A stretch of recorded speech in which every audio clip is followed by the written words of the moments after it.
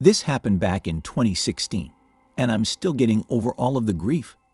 I haven't really shared this story with anyone yet, but I've finally decided to share it. I'm not even going to say where this happened for privacy reasons. Even though I've since moved, I'm really afraid that the people related to those responsible might come after me. Anyway, at the time it happened, it was in August, and it was during the evening. My brother and I lived in a small 2-bed, 1-bath home that sat on 10 acres of land. It was what I once considered my dream home paradise. We had everything I could have ever wanted. A good amount of land, a 2-car garage, a pole barn, and a nice view from our back deck. Now, here's some important details to note. The house itself was a basic square, with the back deck on the southwest corner of the house. It was notched in the corner of the house with 2 walls on either side forming the corner of the house. You couldn't see around the house unless you bent over the railing, and you could only see the west and southwest away from the house. The garage was on the south side of the deck, which was only a few feet away from the deck, and the driveway leading to the garage was in front, so you couldn't see anyone coming up the driveway from the back of the house. Anyway, it was the evening. I was sitting on the back deck smoking a joint, and my brother was in his bedroom. I was just outside enjoying the weather and the peace and tranquility of the area. Suddenly, all of that was shattered when I then heard my brother shouting, followed by 4 loud gunshots. I immediately jumped up and I looked around the wall of the house towards the window of my brother's room, which faces the backyard. I looked just in time to see 3 masked men hopping out of the window. They appeared to be black, and they looked like they were in their late 30s at least, but they were wearing masks, so I couldn't really see their faces. One of them looked at me and froze, almost like he wasn't expecting me to be there. The 3 then turned and ran around the north wall of the house towards the front yard. I threw my joint out, and I ran inside the house through the kitchen. I then went down the hall to my brother's bedroom. The door was open, and I went inside. When I did so, I stopped dead in my tracks, and my heart then froze. My blood went cold as ice. There on the bed was my brother. He was just laying there, facing up emotionless, with his eyes wide open, bleeding to death. Now what I did next probably wasn't very smart, but I ran into the living room and I grabbed one of my guns. I threw open the front door just in time to see a blue Chevy Camry spilling out of the driveway. I fired 3 shots at them, 1 missing, 1 hitting the car's tire, and 1 hitting the back window. I must have hit one of the guys inside because I had heard someone screaming from the car. Looking back, this probably wasn't a good idea to do since there was a house right across the street, and I could have accidentally shot the neighbor's house. But I wasn't really thinking that at the time. Anyway, the car sped off, and I ran back inside. I grabbed some towels to try and go cover the wound on my brother's chest, while also calling 911. While trying to cover up the wound, I was telling the dispatcher everything that happened, and I knew that my brother was already gone because he had no pulse when I checked, and he had 3 bullet holes in his chest, but I think I was just in disbelief at the time. Anyway, since this area has almost no crime rate, you can bet your ass that every sheriff and ambulance in the county was there in about 15 minutes. I had to explain to the detective that was there what happened, while trying not to break down and crying. The sheriff and detective were both in disbelief too, since nothing like this had ever happened in the area in over 37 years. I'll spare you all the little details, but over the next 3 months, the investigation eventually wrapped up, and here's what I learned. After the police had gone through my brother's phone, they found that he had apparently been getting death threats. Apparently he had been hitting on a girl that was a gang member's girlfriend. Apparently the guy had warned my brother to stay away from her, and even after he did, I guess he decided that he still needed to get rid of my brother for good. Apparently the night before he was killed, he had received a message from an unknown person saying, "I'm coming for you." Somehow the guy found out where we lived and brought 2 guys with him to do the job. The strangest thing, though, is we live 40 minutes away from the gang's territory, which was in the city. This guy was so aggravated at my brother that he drove himself and 2 other guys 40 minutes out into the countryside just to kill him. It really amazes me just how far this guy was willing to go, just to make sure nobody ever went near his girlfriend. Now let me tell you what happened to those three guys. One of them was the one that I had shot as the car pulled out of the driveway, and he apparently died while in the car. The other guy who was along for the job was caught during a traffic stop. Apparently he was dumb enough to take that same car out the next day, and there was an alert out for it. Now, since there aren't that many sky blue Chevy Caprices left, it was pretty easy to find. He was arrested, and he was charged with murder, and since the prosecutors where the murder happened are way more strict, he was sentenced to death. The guy who orchestrated this whole thing was actually killed in another shooting in his own city the following week. Yeah, pretty crazy how karma gets to you. I think they all got what they deserved in the end, in my opinion anyways. I did have to go to court for the guy I shot, because he had no family apparently, and due to some other circumstances, I didn't go to jail.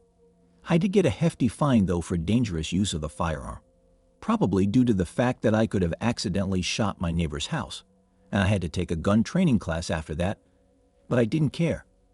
For almost a year after this all happened, I didn't do anything except mope around my house, and I barely even left the house at all. I never even went into my brother's room after that. I just left the door to it closed so I wouldn't be tempted to look in it. I was so devastated by what happened that I nearly lost interest in everything.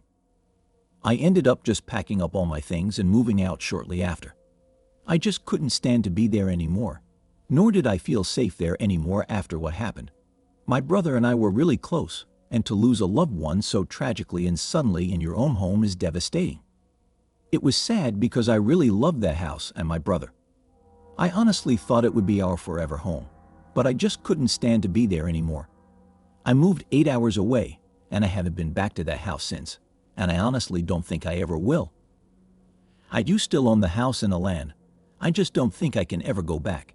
And even though I moved, I still won't ever forget that evening and everything that happened. I'm doing a little better now, and I have someone else living with me, but I'll definitely be scarred for life for that event. This happened in April of 2018. I live in a major city in Texas. My apartment complex is gated and in a pretty good neighborhood, but the security isn't the best. Sometimes the gates are left open, and anyone can piggyback off someone else entering with an access code. Twice in the past 3 years, the management has put out notices of vehicle break-ins or other items being stolen off porches. We also have frequent door-to-door solicitors, even though there are signs forbidding it. So on this particular Friday, I went to bed around 2:30 a.m. For some odd reason, I was having trouble going to sleep. So I put on a podcast to listen to, and I eventually start dozing off. I heard a clicking sound. I thought it might have been the upstairs neighbors making some noise. I kind of zoned this out, as I'm used to my neighbors staying up late on the weekends. After about 30 seconds, I realize the noise is extremely repetitive and getting louder. I then begin focusing on it more intently, trying to isolate what it could be and where it was coming from. Suddenly, it hits me. It's coming from the entrance to my apartment. I lift out of bed and head for the foyer. I identify the noise right away. The lock mechanism is moving back and forth rapidly, as if somebody is trying to unlock the front door. I can hear that an object is being inserted into the lock, and the person is trying to jinny it back and forth. I instinctively turned around, head to my bedside safe, unlock it with a combination, and pull out my .357 pistol and loaded a 14-round magazine, and chambered it with a hollow point round. I then head back to the front door. As I exit my bedroom, I see the lock twist. I immediately aim my gun, knowing that if somebody came through, I would have to make a split-second decision. I decided that if somebody comes through the door, I would give them a momentary chance to retreat, but if they did anything other than that or enter aggressively, I'm going to shoot and ask questions later. The inside latch lock prevented them from entering. When I first moved in, I remember thinking that the latch lock was a good security measure, and I had gotten into the habit of always keeping it locked when I'm home. In hindsight, this decision saved me from a life or death confrontation. Upon realizing that, I approached the door and looked through the peephole. On the other side were 2 men and 1 woman. All three were wearing hoodies, and it was difficult to make out their faces. The men seemed to have objects in their hands, but I couldn't make out exactly what. The two men were talking back and forth, possibly trying to figure out why they couldn't open the door, even though they had successfully opened the outside lock. The woman was also talking very loudly. Anyone in the hallway would have been able to hear her voice. She was speaking in another language. The only words I could make out were apartment 250, and she kept repeating that over and over again, like a broken record. Upon hearing that, I start to wonder for a moment if maybe they're just drunk and have the wrong apartment number, but that's impossible. To open the lock, you have to have a copy of my exact key or some kind of lock-picking device. I've never copied my key or given it to anyone. Here is another thing. Not only is 250 not my apartment number, that apartment number does not exist anywhere in the complex. Standing back from my door, I took a long broom handle and jabbed it hard into the surface of the door, letting them know that I'm on the other side. They immediately stopped playing around with the lock and took off running. I debated whether or not to call 911 and decided against it unless they came back. I know that they're going to be long gone by the time anyone gets here, and it would have been too risky to try and follow them to get a better description or a license plate. I didn't have enough identifying information. I filed a police report the next day and gave my apartment manager a heads up. They said it was unusual, but they would alert the resource officer and asked for a police presence for the next couple of nights. Nothing ever came of the report, but that wasn't a surprise to me. Nobody else in the apartment has ever reported anything similar happening. One precaution I took was to replace the latch with a smart lock, so it could always be locked from the inside, even when I'm not home. It's crazy to think that a latch was the only thing preventing an armed confrontation between myself and the intruders. They say you don't really know what you'll do in situations like this until it actually happens. If one good thing came out of this, I feel confident that I responded in the right way and was ready for the unthinkable. It's pretty rare to even see a car pass by after 10 p.m. I am a 21-year-old male, and I spend most nights playing video games or reading. I rent a 2-bedroom apartment under my parents' house with my sister and her 3-year-old son. She doesn't stay home most nights, and my dad works 2 hours away from home. So generally, I'm alone from 8 p.m. to 6 a.m. The street I live on gets really dark, and my house is the last one on this end. From my house to the crossroad is about the distance of a football field. The first time I saw the flashlight guy was about a month and a half ago. As I said before, the neighborhood shuts down by 10. So it seemed odd when I went out for smoke and saw a man dressed in all black with his hood pulled up walking down my street. But I brushed it off as I finished my cigarette and went back inside. I went to my bedroom and began reading a book. 15 minutes later, I see a flashlight beam sweep through my windows. I should mention that one whole wall of my bedroom is all windows. At this point, I was pretty unnerved, so I put down my book and went to go check things out. I didn't see anything at first, so I chalked it up to me being paranoid and sat back down. But it wasn't long before it happened again. By now, I knew that something was wrong, and I had a really bad feeling in my stomach. I just wanted to ignore it and hope it would just go away, but I urged myself to be a man and look out the window. Looking outside, I noticed the man from earlier, standing about 15 feet away, shining his flashlight directly in front of him. He wasn't moving. I stood there for a couple of minutes, wondering what the hell he was doing, until he swept his flashlight across the whole downstairs of my house. As I said before, no one besides me was home. I was pretty creeped out by this point, and I wasn't sure what to do. So I went upstairs and through the door that separates my apartment from my dad's, and went to his room to grab the shotgun. When I got back downstairs and looked out the window, the man was gone. I stayed up for the rest of that night, checking every 10 minutes to see if he would come back. This has happened twice more, and he always does the same thing. Sweeps his flashlight through my house, and then just stands there. I've gotten to where I always sleep with my dad's shotgun next to my bed. My dad says that it's weird and tells me to stay inside whenever I see him, and to call the cops if I feel threatened. Anybody that does this kind of thing obviously doesn't have the best intentions, so I understandably feel a bit more threatened every time he shows back up. Fast forward to 2 days ago. Once again, I'm all by myself. My microwave is broken, so I've been making it a habit to go upstairs and use the kitchen whenever I'm by myself. I forgot to mention that the only door out of my apartment besides going through the garage is in my room. This is important to remember. I made myself some food and went back downstairs.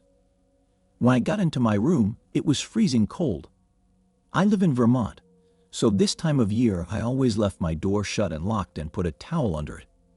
I use the garage to go in and out of the house because as soon as I open my door, all the heat escapes my room. I always keep the heat cranked all winter because my room is the coldest in the entire house. When I looked at my thermostat, it was shut off. I turned it back up and I was really unnerved because I had just turned it up about an hour ago. As I said before, I never turn it off because of how cold my room gets. I felt a breeze on my back and I turned around to see my door partially opened. I quickly close and lock it. But not before I peeked outside, and sure enough, I saw the flashlight guy's light go out as he turns the corner at the end of my street.